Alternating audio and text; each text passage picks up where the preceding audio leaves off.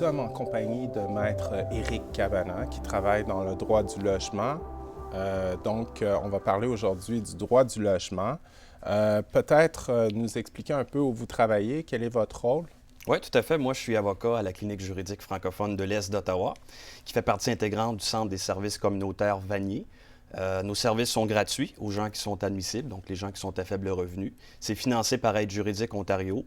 Nos grands domaines de pratique, c'est le maintien du revenu, l'aide sociale, le programme ontarien de soutien aux personnes handicapées, le droit du logement et de l'immigration. Excellent, merci. La première question qu'on pourrait poser, qui vous est certainement posée souvent, c'est est-ce qu'un locataire a le droit de vérifier des références et de faire une enquête de crédit? Oui, tout à fait. Je veux dire, pour un locataire, pour la plupart, c'est quand même un grand investissement. Hein, quand on loue un logement, tout ça, quand on appartient à un immeuble. Alors, il est tout à fait raisonnable et acceptable pour un locataire de faire des vérifications, des références, par exemple. De demander à ce qu'on donne 2-3 références pour savoir est-ce qu'on était un bon locataire, est-ce qu'on payait notre loyer à temps, etc. Vérification de crédit aussi, c'est tout à fait raisonnable. Est-ce qu'on a quitté les lieux, on a laissé le logement en bon état lorsqu'on a quitté? Exactement. Puis c'est tout à fait raisonnable pour un propriétaire ou pour un locataire de savoir est-ce que la personne est capable de payer le loyer. Donc, OK. Pour qu'est-ce qui est de l'obligation de signer un bail, est-ce qu'il y a une obligation de signer un bail et de le signer par écrit? En fait, la loi dit qu'on n'est pas obligé d'avoir un bail écrit. Hein? Une entente de location peut être verbale et être tout aussi valide. Cependant, quand c'est verbal, ça peut être difficile des fois quand on a des différences d'opinion, à savoir, tu m'avais dit ça, non, je t'avais dit ceci. Les modalités sont pas là. Exactement. Ça peut être difficile à prouver. Mais une entente verbale est tout aussi valide. Donc, est-ce que j'ai besoin d'avoir un bail écrit? Non. Non, mais c'est sûrement préférable. C'est préférable pour autant d'un côté comme de l'autre, à savoir, voici vos droits et obligations, elles sont dans le bail. Comme par exemple, ça peut amener à des problèmes comme au niveau des... Est-ce que les frais d'électricité, les frais de gaz, est-ce que c'est compris dans le prix du loyer? Exactement. Je veux dire, règle générale, en fait, il n'y a pas de règle générale. Ça peut être inclus, les frais d'électricité, les frais du gaz, chauffage, ça peut être inclus dans le loyer ou ça peut être exclu. Ça dépend des parties, ça dépend de ce qui se sont entendus. Une chose qu'il faut garder en tête, par exemple, quand on parle de bail, la loi dit tout ce qui est contraire à la loi. Peu importe qu'on en ait convenu autrement dans une entente, dans un contrat, dans un bail, si c'est contraire à la loi, ce ne sera pas valide. C'est pas valide. OK. Ça, c'est une chose qu'il faut Donc, il faut comprendre que le bail est régi par un cadre législatif. Tout à fait. OK, excellent. Et au niveau du dépôt, est-ce qu'un locataire a le droit de demander un dépôt? La loi dit que le propriétaire a le droit de demander un dépôt de garantie qui est une avance de loyer. Alors, je rencontre un propriétaire. Le propriétaire a le droit de me demander un dépôt qui consiste en le premier mois de loyer et le dernier mois de loyer. C'est ce que la loi dit. Le propriétaire ou le locataire a le droit... Il n'y a pas le droit de demander plus que le premier et le dernier mois. Exactement. Alors, le dépôt ne doit pas être plus que le loyer du dernier mois. Par exemple, si le loyer est 1 000 $, le propriétaire pourrait me demander, avant même que j'entre dans le logement, 2 000 $. 1 000 $ pour le premier mois de loyer et un autre 1 000 $ pour le dépôt, pour le dernier mois de loyer. Les dépôts de garantie pour dommages, ça, je vois ça à l'occasion. Hein, on va te demander 500 $ comme dépôt. S'il y a des dommages, s'il y a des dommages, les dommages, je te le redonne. Hein. Si tu quittes le logement locatif puis qui est en bonne et due forme, qu'il n'y a pas de dommages, je te redonne le 500 $. Ça, c'est illégal. Ça, c'est illégal. C'est illégal. On a le droit de demander un dépôt qui consiste en le loyer du dernier mois. C'est tout. Donc, quand on dit légal, faire comprendre aux téléspectateurs, téléspectatrices, ça veut dire que cette clause-là, cet article-là dans le contrat, ne peut pas être applicable, c'est ça? Tout à fait. OK. Maintenant, cette question-là doit revenir très souvent, la question des petits animaux. Ouais. Tout le monde aime leur chat, leur chien. Est-ce qu'un bail a le droit de restreindre une personne, de dire « tu n'as pas le droit d'avoir un chat ou un chien ». La loi, ce qu'elle dit, c'est que toute clause dans un bail qui interdit la présence d'animaux, elle est illégale. Alors, si j'ai signé un bail, j'aménage dans le logement, puis je décide de m'acheter un petit chien de compagnie, puis que le propriétaire s'en aperçoit, puis qu'il me dit, regardez, la clause 10, là, c'est écrit pas d'animaux de compagnie, vous n'avez pas le droit. La loi dit que cette clause-là, elle est nulle. Alors, on ne peut pas m'empêcher d'avoir des animaux de compagnie dans mon logement locatif. OK, mais ça, c'est la théorie. En pratique, qu'est-ce qui arrive? Vous devez voir beaucoup de problématiques avec ça? On le voit souvent. Vous regardez les annonces là, dans les journaux, on va indiquer le loyer est de X, pas d'animaux. Alors, je le vois souvent dans les bails, dans les baux. Alors, on l'interdit, mais la loi dit qu'on ne peut pas le faire. Alors, OK. Maintenant, peut-être la fin au bail. Comment qu'on peut mettre fin à un bail? bon, je vais vous expliquer comment on peut mettre fin au bail de la perspective d'un locataire. Alors, tout va dépendre du bail en question. Est-ce qu'il s'agit d'un bail à terme fixe, par exemple, d'1 an? Je loue le 1er janvier, mon bail prend fin le 31 décembre. Comment est-ce que je peux faire pour mettre fin au bail? La loi dit que je dois, dans un cas comme celui-là, avec un terme fixe, donner 60 jours de préavis écrit au propriétaire avant la fin du bail. Alors, si mon bail prend fin le 31 décembre, puis que le 1er janvier, moi, j'ai l'intention de quitter, ou le 31 décembre, bien, je le donne 60 jours de préavis. Minimum, au moins 60 jours de préavis avant la fin du bail. Donc, dans ce cas-ci, il faudrait que je donne mon préavis avant le 1er novembre au propriétaire. Ça, c'est avec un bail à terme fixe. À terme fixe. Avec un bail à terme fixe, si je n'ai pas donné de préavis, ce qui arrive, c'est qu'à ce moment-là, on a un bail au mois. Ce qui veut dire que mon bail est renouvelé à chaque mois.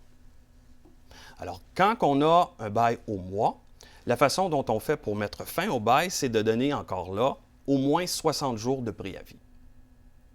Alors, dans ce cas-là, si je veux quitter, par exemple, pour, je ne sais pas moi, la fin mai, à ce moment-là, je recule 2 mois. Mais avril, il faudrait que je donne mon préavis avant le 1er avril pour pouvoir mettre fin au bail à la fin du mois de mai. Maintenant, la question d'éviction. Quand le locataire a le droit de évincer un locataire? Encore là, c'est la loi qui régit, qui explique là, quand est-ce qu'un locataire peut évincer un locataire. Un locataire ne peut pas évincer un locataire parce que ça lui tente, parce qu'il a changé d'idée, il ne veut plus l'avoir chez eux. C'est pas comme ça que ça fonctionne. Il y a plusieurs... Non, il n'y a pas pleine discrétion là-dessus. Non, absolument pas. Il y a des motifs dont la loi établit, qui est établi par la loi, où le propriétaire peut évincer un locataire. Par exemple, le locataire est en arrérage de loyer. Le locataire a causé des dommages au logement. Le locataire a entravé la jouissance raisonnable des voisins, par exemple. Alors, il fait jouer sa musique trop forte tout le temps. À 2 heures du matin, par exemple. Alors, je n'ai pas passé à travers tous les motifs, là, mais c'est la loi qui prévoit quand et comment un propriétaire peut évincer un locataire. Et règle générale, en fait, dans la quasi-totalité des cas, le locataire a le droit de recevoir un avis pour lui dire « Voici ce que vous avez fait qui est contraire à la loi. Vous êtes en arrérage de loyer. Je vous donne un avis. Vous avez 14 jours pour payer le loyer, faute de quoi je peux vous évincer. » Dépendamment du cas reproché, des fois, il y a un délai pour corriger. Vous avez causé des dommages, vous avez 7 jours pour les réparer ou me dédommager. Donc, on lui donne la possibilité de redresser le problème. Règle générale, dans certains cas, on n'a même pas l'option de faire quoi que ce soit pour éviter à ce que le locataire ou le propriétaire procède avec une éviction. Dans un cas, par exemple, d'acte illégal. On reçoit un avis, mais on doit le recevoir, l'avis, en nous disant « Vous avez commis un acte illégal, j'ai l'option de procéder avec une requête auprès de la Commission de la location immobilière. » Donc, règle générale, on reçoit un avis, on a l'option de corriger la situation ou pas, et ensuite de ça, le propriétaire procède avec une requête auprès de la Commission de la location immobilière de l'Ontario, qui est un tribunal administratif qui entend tous les différends entre locataires et propriétaires. Et ensuite de ça, je me présente à l'audience. Si je suis locataire, j'ai l'option de contester l'éviction. Alors, règle générale, c'est comme ça que ça fonctionne. La procédure. La procédure, de façon générale. Puis, la question, si le propriétaire ou le locataire, puis ce serait intéressant de faire la distinction parce qu'on utilise les deux termes quasiment comme des synonymes pour nos téléspectateurs. Pour la question de rentrer dans le logement, est-ce qu'il doit avoir un avis qui est donné pour ça? Rapidement, différence. Ouais, la propriétaire, différence. c'est celui qui appartient l'immeuble, par exemple, ou la maison. Le locataire, c'est celui qui permet au locataire l'accès à l'ensemble d'habitations, qui s'occupe du train-train quotidien, de faire visiter les logements, de percevoir les loyers. Ça, c'est un locataire. Donc, c'est comme un administrateur, si on veut. Alors, un propriétaire, ça peut être une compagnie, 1095-102 Ontario Inc., qui est située à Toronto, Et le locateur, ça peut être, par exemple, je ne sais pas, les appartements vaniers qui s'occupent de l'immeuble, qui gèrent l'immeuble, qui perçoivent les loyers. Des fois, ça peut être les deux. Hein. Si je loue mon sous-sol à titre d'individu, bien, je suis et propriétaire et locateur. Alors, des fois, c'est la même personne, des fois, ça ne l'est pas. Maintenant, à savoir, quand est-ce qu'un propriétaire peut entrer dans un logement locatif? La loi dit qu'un propriétaire peut entrer dans le logement locatif sans préavis en cas d'urgence. Alors, je suis propriétaire, je vois qu'il y a de la fumée qui sort d'une des fenêtres d'un de mes logements. Regarde, je n'ai pas besoin de remettre un préavis au locataire. Je soupçonne qu'il y a un feu. J'ai le droit d'entrer dans le logement, m'assurer qu'il n'y a pas d'autres dommages ou pour éteindre le feu pour éviter qu'il n'y ait plus de dommages. Et ensuite, dans tous les autres cas, par exemple, pour visiter l'appartement, pour effectuer des réparations, des choses comme ça, le propriétaire doit donner un préavis écrit d'au moins 24 heures au locataire, en expliquant pourquoi je veux entrer, ce que je veux faire. Et le propriétaire doit aussi entrer entre 8 heures le matin et 8 heures le soir. Donc, règle générale, à moins qu'il y ait un consentement, hein, le propriétaire cogne à la porte, « Oui, bonjour, est-ce que je pourrais aller vérifier X, Y, Z? » Puis que le propriétaire est là, puis il lui donne la permission. Là, il n'y aura pas de problème. Là, il n'y aura pas de problème. Okay. Mais règle générale, c'est un préavis. C'est un préavis. Écrit, 24 heures, avec des détails. Excellent. Ouais. Puis au niveau de... Ça, c'est peut-être une question qui vous est posée souvent. Qu'est-ce qui arrive si la personne ne peut pas faire le paiement de son loyer? Bien, ça, je l'ai expliqué un peu plus tôt.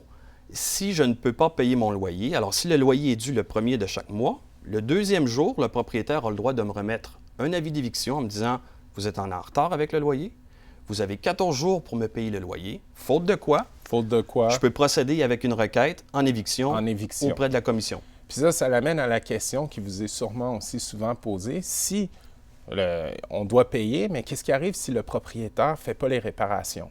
Le loyer il est vraiment en piètre condition. Est-ce que la personne a le droit, le locataire, d'arrêter de payer? Je vous dirais que la loi est muette à cet effet-là. Il n'y a pas d'article, à ma connaissance, dans la loi qui donne le droit au locataire de ne pas payer le loyer.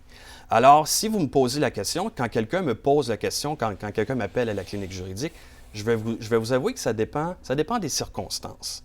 Je vais toujours suggérer ou recommander aux locataires de payer leur loyer. Toujours. Parce que de ne pas payer leur loyer, bien, le propriétaire peut procéder avec une éviction à ce moment-là. Si, par exemple, on est en plein milieu de janvier, il y a déjà eu des problèmes avec la fournaise par le passé, là, la fournaise ne fonctionne pas, le locataire a appelé le propriétaire, il l'ignore.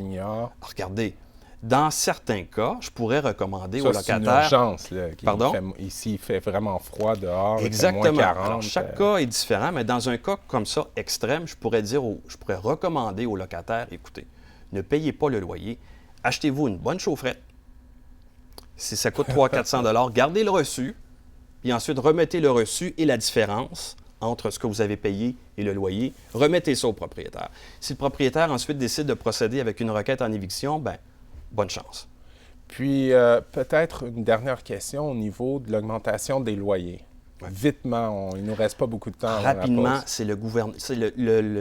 Pour ce qui est de l'augmentation du loyer, c'est le taux légal. C'est un taux qui est fixé par le gouvernement de l'Ontario à chaque année. En 2015, par exemple, le taux légal, ça va être 1,6 %.